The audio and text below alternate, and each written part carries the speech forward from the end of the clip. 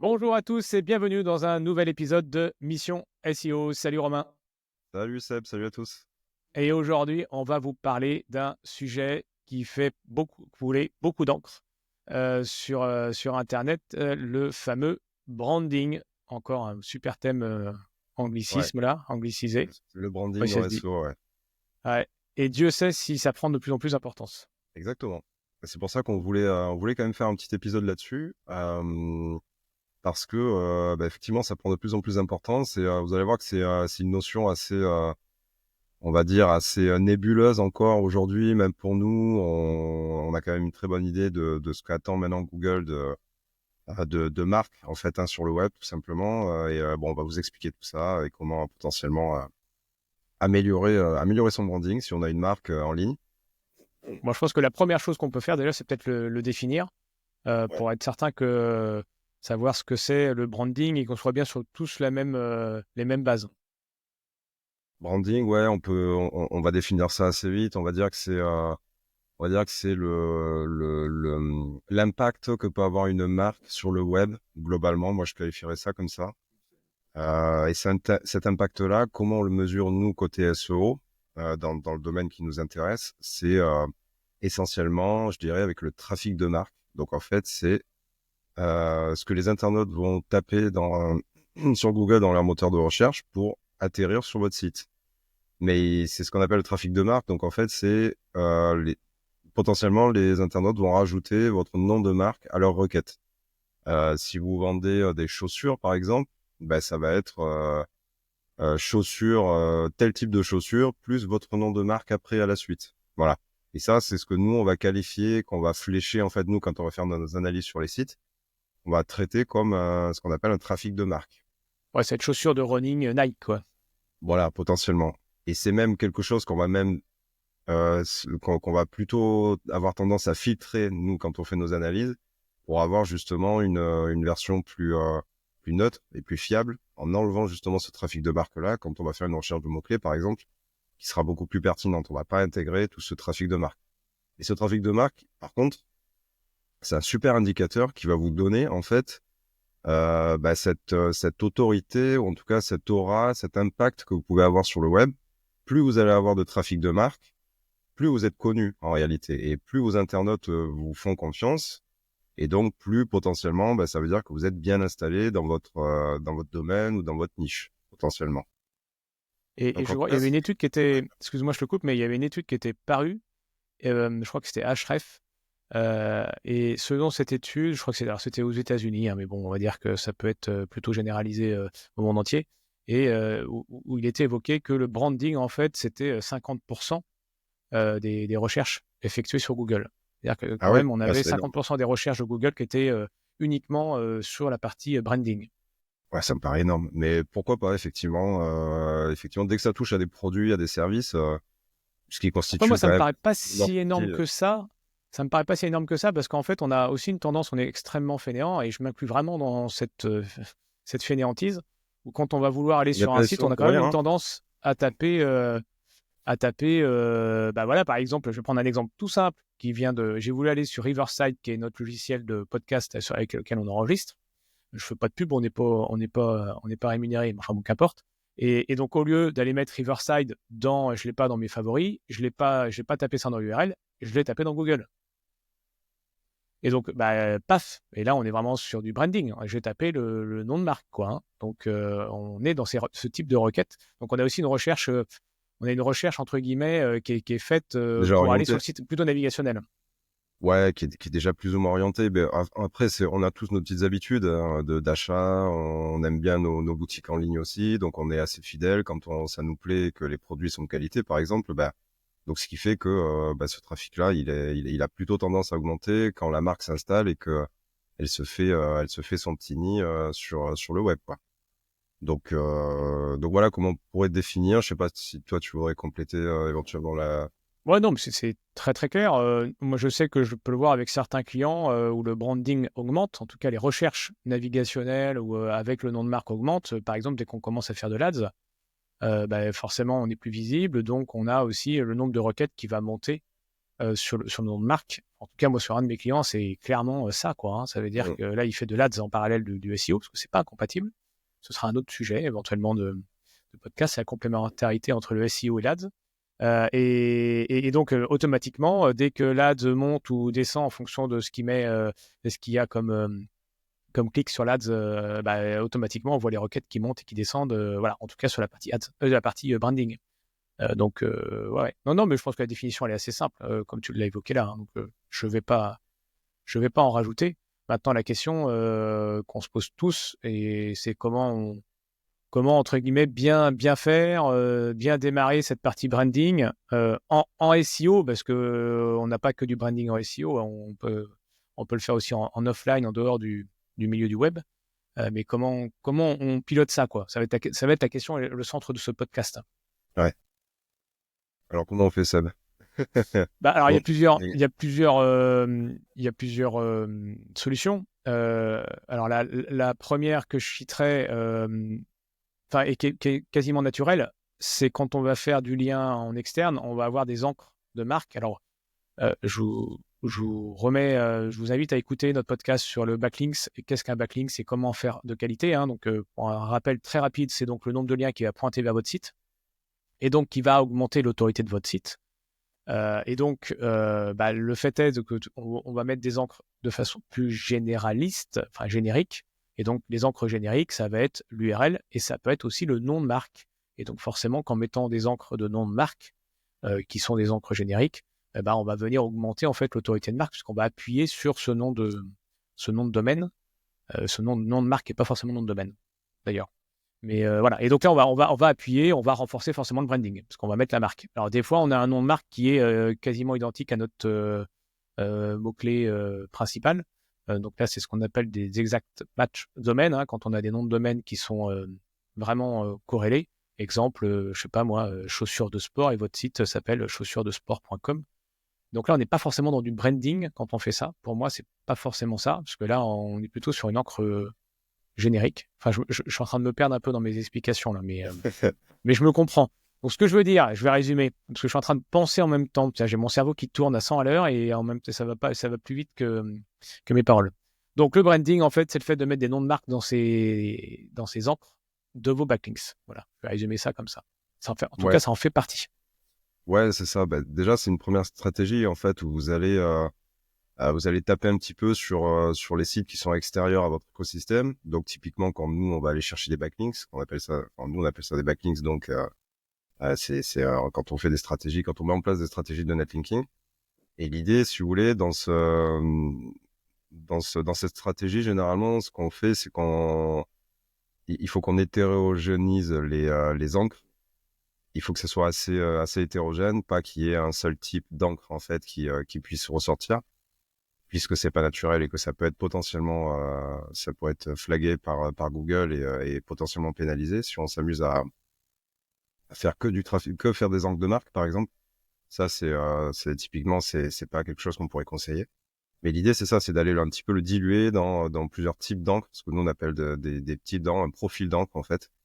Et la stratégie de marque, c'est ça, c'est-à-dire on va dire entre 15 et 20% des encres que vous allez solliciter sur des sites externes pour avoir des backlinks, on peut les allouer sur de la marque. Donc vraiment mettre votre nom de marque.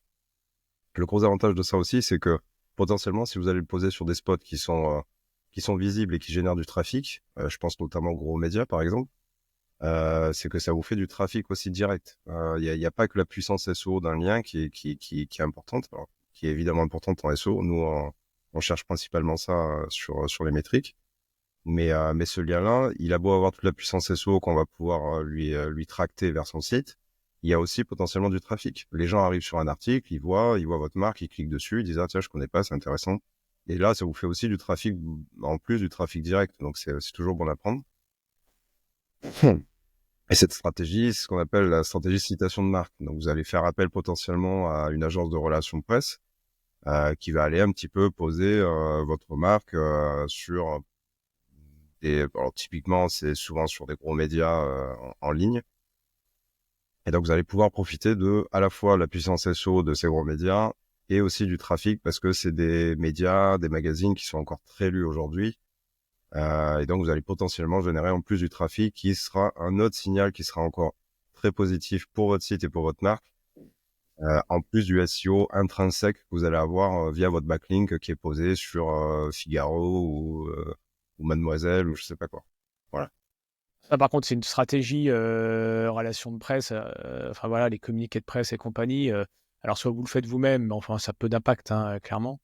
Soit vous passez par une agence, comme tu dis. Par contre, ça coûte une blinde. Hein. Là, faut être clair. Oui. Là, on est sur plusieurs milliers d'euros. Hein, donc c'est pas entre guillemets. Si vous avez un site qui débute, c'est clairement pas une stratégie à mettre en place au début. Il faut que vous ayez déjà le site, un peu de trafic et tout. On va dire que c'est pour booster à un moment donné où vous êtes rendu pour accélérer, mais surtout pas pour débuter. Hein. Alors, ça dépend. Tu peux avoir des financements, tu peux être, Ah tu oui, vois, alors bien sûr. et tout. Donc, ça peut se Si faire c'est dès le prévu début, dans un plan de financement, ouais, non, oui, oui, bien sûr, Romain. Forcément, si mais vous ça avez coûte, fait un appel oui. à une levée de fonds, voilà, dans ce sens-là, oui, bien sûr. Alors moi, j'avais en tête, je démarre mon site internet, Ouais. voilà, j'ai 1500 balles pour le créer et puis j'ai pas grand-chose, donc on va pas mettre des milliers d'euros là-dedans. Mais bien sûr que si vous avez des levées de fonds que c'est prévu en plus dans votre business plan, oui, bien sûr, voilà. Mais par contre, c'est clairement à prévoir. Il y a une grosse ligne à prévoir là. Hein. Ouais, ouais. Ah oui, oui, oui, on est sur des budgets qui sont, oui, tu disais plusieurs milliers d'euros. Oui, c'est ça. Hein. Faut pas. Alors après, vous avez un Difficile. moyen, et c'est la troisième solution. Vous avez un moyen de le faire à moindre coût. Même si entre guillemets, j'aime pas dire que c'est gratuit, parce que de toute façon, soit on investit du temps, soit on investit des finances. Mais bon, voilà. Mais la troisième solution, après, c'est de se développer en dehors de Google. Et ça, alors, moi j'adore cette partie-là, parce qu'on l'oublie généralement en SEO, que le SEO aujourd'hui, alors encore plus aujourd'hui qu'avant, ce n'est pas uniquement Google, et que Google va regarder quand même tout ce qui se passe autour, quoi. Et c'est un peu normal. Enfin, si aujourd'hui vous avez un site internet et qu'à côté, vous n'avez pas de réseaux sociaux, quand je dis pas de réseaux sociaux, c'est que vous n'avez aucun. Hein. Bah, pas de LinkedIn, pas d'Insta, pas de tout ce que vous voulez. Bon, il y a quand même un... C'est assez étonnant, quand même, aujourd'hui, de ne pas être sur les réseaux sociaux.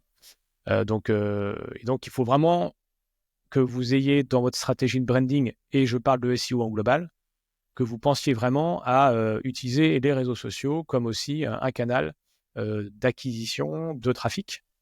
Et ça va en renforcer en plus l'autorité de votre site aussi derrière et votre autorité de marque, forcément. On a un épisode qui est spécifique sur le AT, donc on en a parlé, donc je vous invite vraiment à l'écouter sur tout ce qui est voilà, expertise, expérience, autorité et trust, la confiance, sur ces quatre points que regarde avec attention Google, quoi. Et donc réseaux sociaux, et par contre, vous n'êtes pas obligé d'être sur 35 réseaux sociaux. Alors déjà, je sais pas, oui, il y en a bien plus de 35, mais vous n'êtes pas obligé de tout taper un peu moyen. Si vous voulez, lancez-vous sur un seul et faites-le bien, quoi. Et faites pas, dites pas que vous allez faire un post Instagram tous les jours, un post LinkedIn tous les jours. Enfin, en fonction de votre timing et l'équipe que vous avez, et si elle est réduite, voilà, mieux vaut en investir un seul et bien le faire plutôt qu'en faire 35 et ne pas du tout pouvoir suivre le rythme. Voilà, il faut que ce soit régulier. Ouais, ouais, non, mais tout à fait. Et ça, alors là, ça, pour le coup, être en dehors de Google, alors déjà, effectivement, comme tu l'as mentionné, alors c'est paradoxal, hein, parce que en fait, là, on est en train de vous dire que Google, lui, ce qui est important maintenant, c'est de plus forcément arriver de Google pour évaluer la pertinence d'un site. C'est ça qui est assez fou. Le SEO évolue et c'est la réalité d'aujourd'hui et ça sera la réalité encore plus de demain, je pense. Euh, un site qui fait que du trafic SEO, c'est très suspect en fait. Pour Google, c'est pas normal. Un site qui ne fait que du SEO et qui ne présente que sur Google, qui n'a aucun réseau social, qui fait pas d'ads, qui a pas de trafic direct parce qu'il n'arrive pas à traquer, il y a pas de newsletter, enfin tout ça, paradoxalement, c'est un signal assez mauvais en fait de la présence d'un site et à plus forte raison d'une marque qui veut s'installer sur le web. Et c'est là que c'est hyper puissant, tout ce qui est réseaux sociaux et même trafic direct. On peut inclure la newsletter et tout ce que vous allez travailler même chez vous en interne.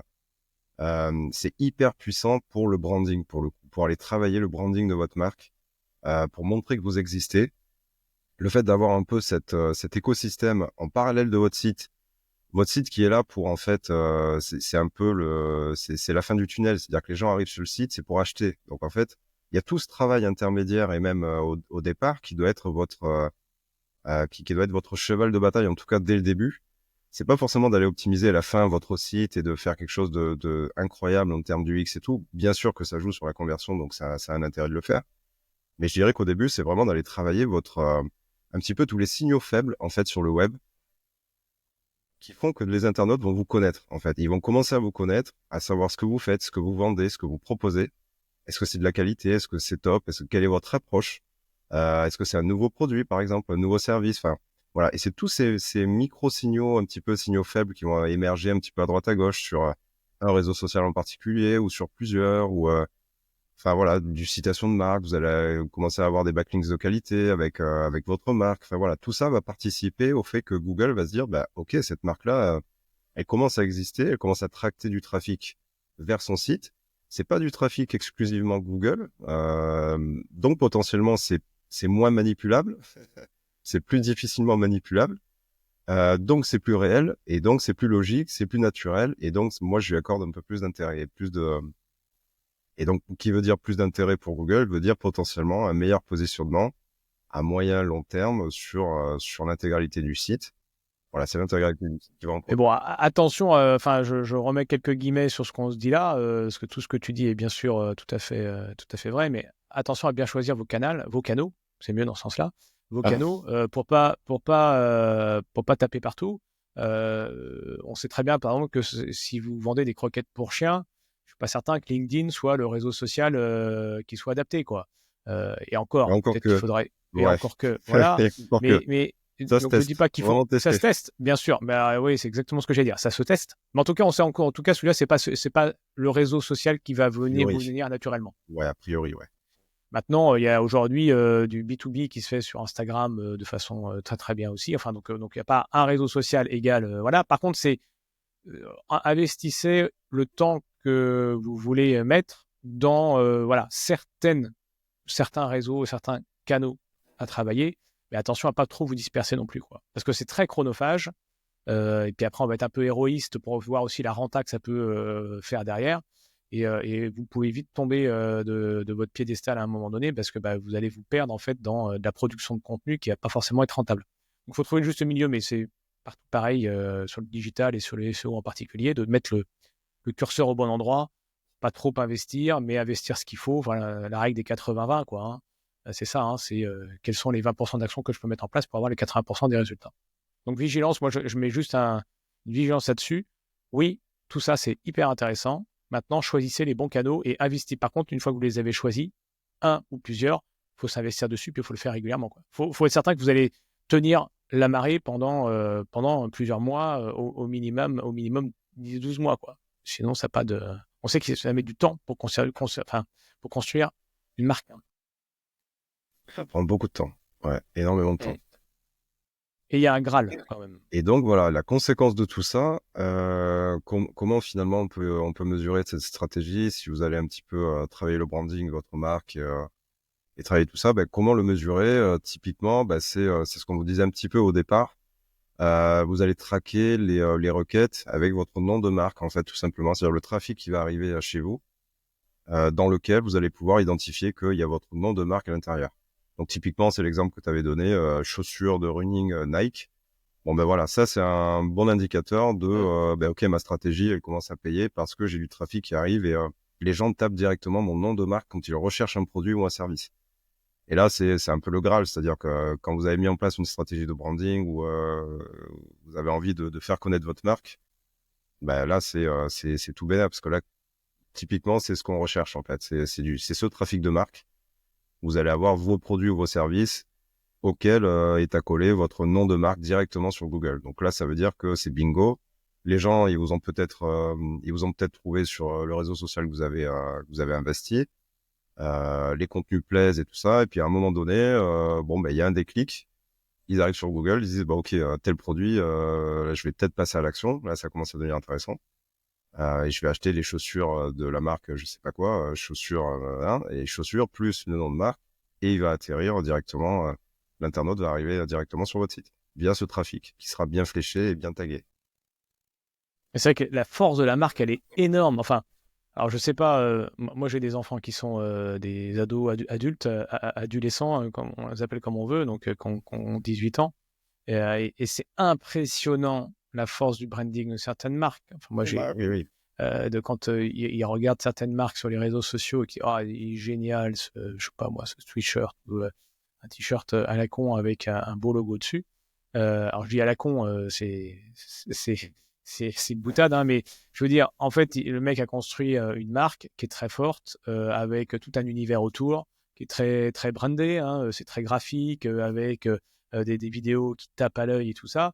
Et donc, en fait, voilà, l'univers plaît et on est capable d'acheter un t-shirt à 100 balles ou Ouais, c'est 150 ça. balles voilà, parce qu'il nous a provoqué de l'émotion, que ça nous fait envie, qu'on on a le sentiment qu'en le portant, on va faire partie de son univers, quoi. Alors que ça reste un t-shirt avec un logo dessus, qui est pas forcément en plus un t-shirt qui est fait de façon très éco-responsable, hein. Mais par contre, il a construit une marque et juste le fait de l'avoir, voilà. Alors ce qu'on connaissait avec Nike, Adidas et tout, ça continue un peu avec ces marques-là, hein. Mais on voit qu'il y en a qui créent des marques très très fortes et de ça, en fait, ils arrivent à vendre aussi beaucoup plus cher. Donc, c'est pareil au niveau du SEO. S'ils ont un site, ça va aussi leur produire de récupérer du trafic, quoi, hein, qui va être énorme.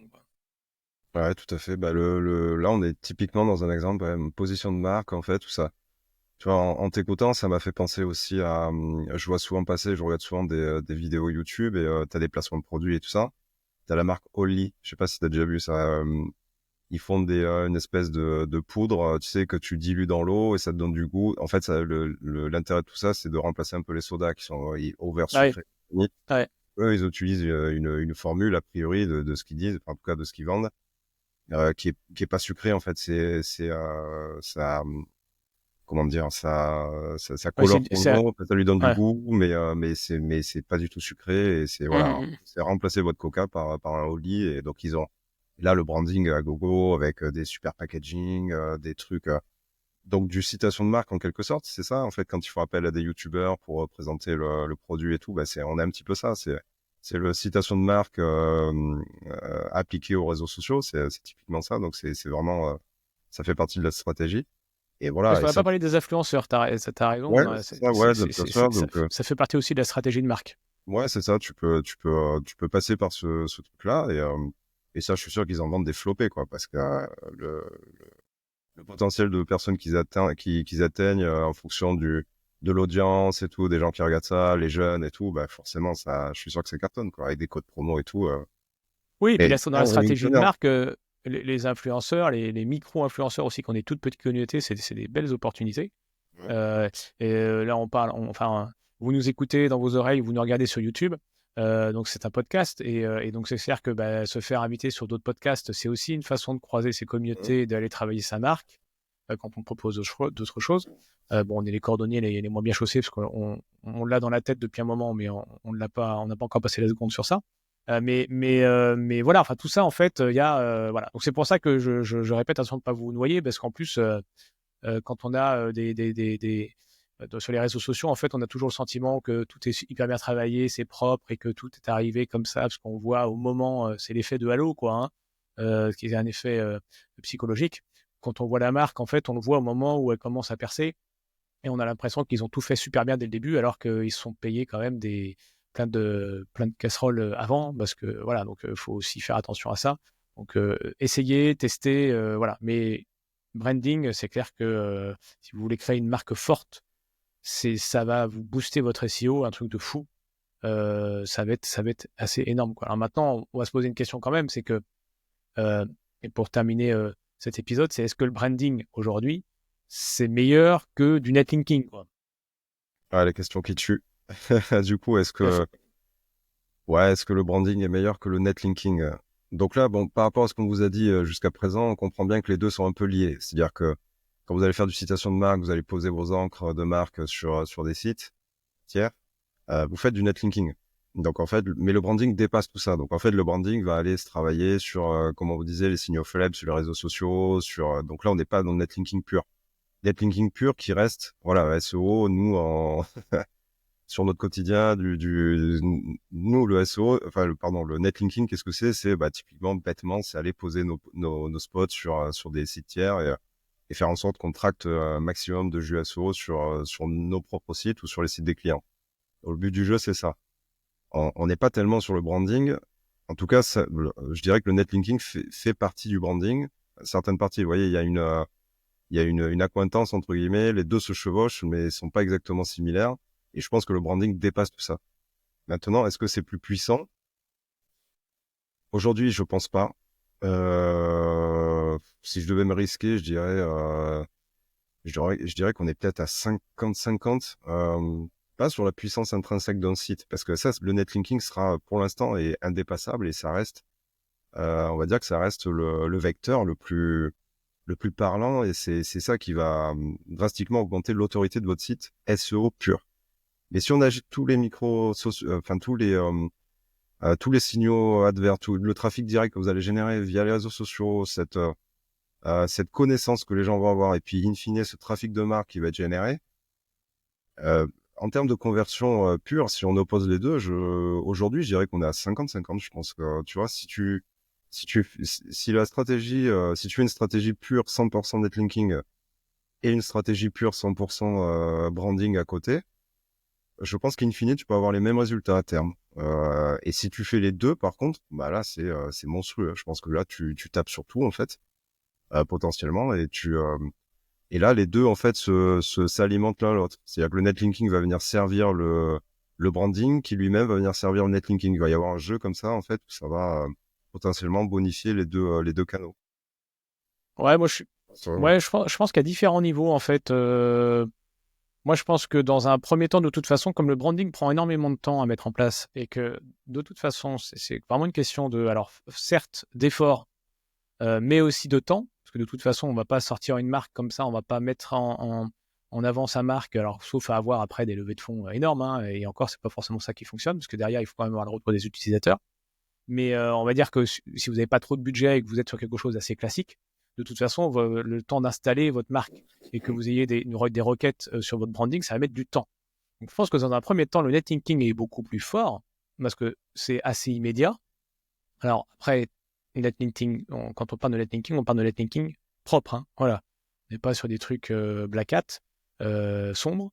Mais on va dire sur quelque chose qui est plutôt cohérent avec des liens de qualité et bien travaillé. Le netlinking, pour moi, dans un premier temps, est beaucoup plus fort que le branding. Et après, comme tu le disais, comme les deux sont complémentaires, si vous travaillez votre branding et que ça commence à monter, et à un moment donné, en fait, on va se retrouver au croisement des courbes où bah, les deux vont se porter l'un l'autre. Et je pense que le branding, s'il est extrêmement fort et qu'il passe à un niveau top, on va parler des grosses marques qu'on connaît tous et qu'on voit partout, bah, forcément que c'est le branding, à mon avis, qui va porter à beaucoup plus que le netlinking, puisque le branding va lui-même engendrer du netlinking de façon naturelle. Et donc, c'est pour moi, le branding sera beaucoup plus fort. Donc, je pense que, enfin, moi, je vois vraiment ça à l'image comme ça, où c'est le netlinking d'abord au-dessus du branding. À un moment donné, les deux se rejoignent. Et si la marque, si vous arrivez à passer la cinquième ou la sixième là, sur le branding et que votre marque est énormément reconnue, je pense que c'est le branding qui va porter après la suite. Enfin, moi, je le vois comme ça. Hein. ouais, carrément. C'est, Et je pense que même si on fait un peu de projection dans le futur, par contre, je pense que le netlinking va se faire croquer petit à petit, quoi. Et ça va être en tout cas, ça va être un levier, une stratégie à faire, mais peut-être en moins grande proportion par rapport au branding, à tout ce que vous allez déployer outre votre site pur et ce que vous allez. Je pense, hein. Je pense qu'à terme, en tout cas, ça semble en tout cas la logique côté Google de plus reposer uniquement sur le netlinking. Ça, on le constate, c'est-à-dire que ça reste hyper puissant aujourd'hui, mais les liens deviennent de moins en moins puissants en soi. Hein. C'est-à-dire que voilà, il y a des stratégies côté Google pour essayer de diminuer l'impact maintenant des liens de plus en plus, même sur de l'ultra concurrentiel. Ça reste encore, je vous dis pas que ça n'existe plus, que c'est plus intéressant et qu'il faut plus en faire comme certains gourous sur LinkedIn. Non, le netlinking, ça reste tout à fait viable. Si c'est bien fait, c'est clairement un levier qu'il faut travailler à un moment donné sur du concurrentiel.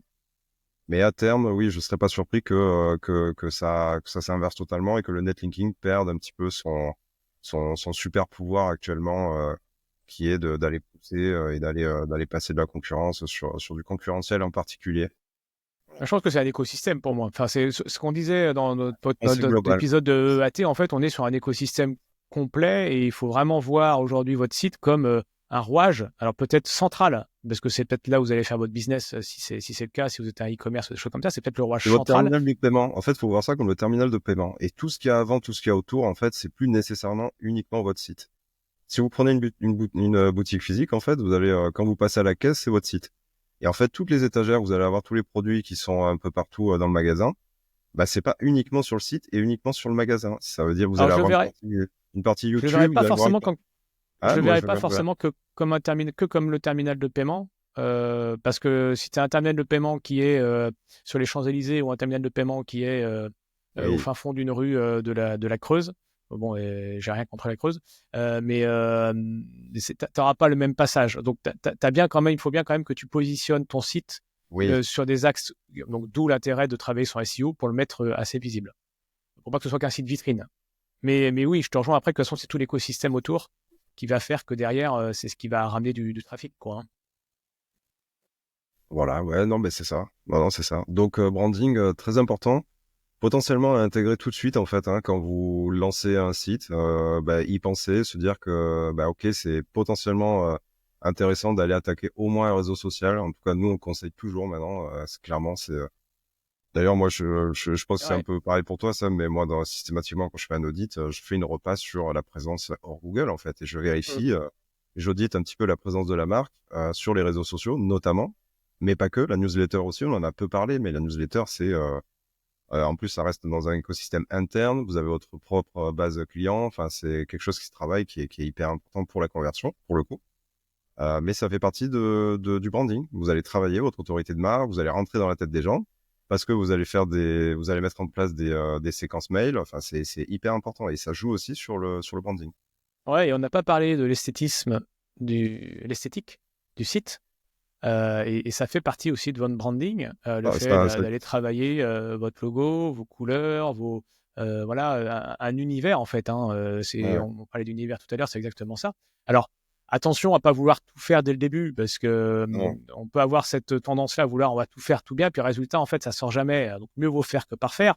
Rien n'empêche de sortir votre site même avec un truc un peu pourri au début, même si ça vous semble pas hyper clean. Par contre, à un moment donné, il faudra se poser et je pense que là, votre site doit être, alors le SEO, là par contre, voilà, sur l'UX, sur la façon dont les visiteurs vont interagir avec votre site, ça va être hyper important. Et si vous avez un très beau site esthétique avec un beau logo, des belles couleurs qui donnent envie, travaille encore l'image de marque clairement, quoi. Hein. Donc, et puis cet univers en plus se répète sur le réseau social sur lequel vous avez investi, Insta par exemple, et c'est en plus on retrouve les mêmes couleurs, le même ton et tout ça.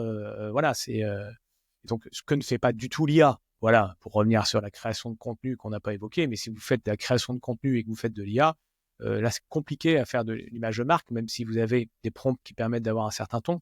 Mais en tout cas, ça ne remplacera jamais voilà, si vous avez une façon de tourner les phrases, un ton spécifique, voilà, donc il y a des choses qui peuvent être travaillées comme ça humainement, qui sont un peu plus compliquées avec de l'IA. Mais là, on part sur un autre sujet. Donc je vous invite vraiment à écouter notre épisode aussi sur l'IA et la production, comment on peut l'utiliser sur le SEO.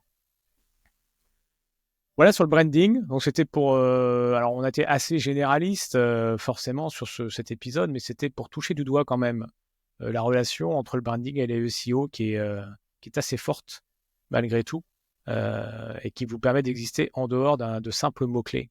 Et le SEO n'est pas que simple, ne sont pas que des simples mots-clés. C'est ça Ouais, tout à fait, ouais. qu'il faut vraiment voir. Mais nous-mêmes, hein, on se prend notre propre jeu parce que on en parle beaucoup et puis que c'est comme ça que ça fonctionne. Donc on les évoque. Et dans tous les épisodes qu'on a évoqués avant, on a été parfois assez technique. Mais parce que ça fait partie du SEO, mais le SEO n'est pas que ça non plus. Et qu'il faut aussi s'autoriser à sortir du cadre très assez ancien du SEO aussi pour voir que ça évolue énormément. Voilà pour l'épisode. Si vous avez des questions, n'hésitez pas, hop, des commentaires en dessous sur LinkedIn. Voilà, on a le plaisir de vous avoir sur LinkedIn de temps en temps aussi. Mettez-nous aussi des pouces en l'air, des cœurs et tout ça, des étoiles, ça nous apporte plein de belles choses et ça nous fait chaud au cœur aussi et ça nous invite à poursuivre en fait ces épisodes. Je l'ai pas dit, mais on est toujours accompagné et je les remercie à nouveau par nos amis de WebMyDay qui nous accompagnent sur cette première saison de Mission SEO. Donc encore merci à eux. Hein. Donc je rappelle que One My Day, c'est une plateforme de formation en ligne, mais pas que, puisque vous êtes accompagné par des coachs, des vrais, des humains, et pas un avatar géré par de l'IA. Donc, et ça, c'est hyper quali quand on fait une formation qu'être tout seul devant sa vidéo à attendre et à ne rien comprendre parfois. Et on est obligé d'aller jusqu'au bout parce que de toute façon, c'est rythmé. Voilà. Donc voilà, si vraiment vous voulez vous former sur le digital, vous avez un code promo en plus qu'ils nous ont préparé, donc n'hésitez pas. Tout ça, vous avez tout ça sous la vidéo ou dans la description du podcast si vous nous écoutez dans vos oreilles. Voilà. Écoute, je ne sais pas si Romain, tu avais quelque chose à ajouter. Non, c'est bon. Que, on a fait le tour. C'est impeccable. on a fait le tour sur le branding. On vous souhaite une très belle fin de semaine, bon week-end. Ça dépend à quel moment vous nous écoutez. Belle journée, belle soirée, belle matinée, bon petit-déj. Je ne sais pas à quel moment. Ce sera intéressant de savoir à quel moment vous nous écoutez. Voilà. Profitez-en bien et on se retrouve à la semaine prochaine pour un nouvel épisode. Salut, ciao Romain, à bientôt. Plus Seb, à bientôt. Ciao, ciao.